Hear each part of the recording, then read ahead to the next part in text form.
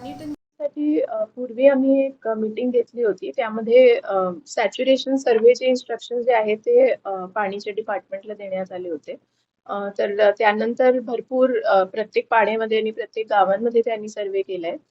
अ, उदाहरणासाठी म्हणजे आपले काय काय ऑल्टरनेटिव्ह असतात जेव्हा पाणी टंचाई असतो. तर टँकरचा एक ऑल्टरनेटिव्ह असतो, खासगी विहीरचं अधिग्रहण करणं हे एक ऑल्टरनेटिव्ह असतो, विंधन विहीर आणि विहीर खोलीकरण. तर हे 4-5 गोष्टी आपण करतो पाणी टंचाईसाठी. तर आता धडगावमध्ये टोटल 13 गाव आणि 49 पाड्यांसाठी सर्वे आमचा झालाय, ज्यापैकी 7 गाव आणि 7 गावचे प्रपोजल आता आले आणि त्याचं लवकरच आम्ही टँकरसाठी पण टेंडर काढलंय, तर त्याची पण कारवाई करण्यात येईल. नंदुरबारमध्ये 4 गावांमध्ये विहीर अधिग्रहण करण्यात आले आणि उरले जे 4 तालुके आहेत त्यामध्ये जवळपास 64 नवीन हातपंपाचे प्रस्ताव आमचे मंजूर होतील. हा सर्वसमावेशक आतापर्यंत डिस्ट्रिक्टचा पाणी टंचाई आराखडा आहे.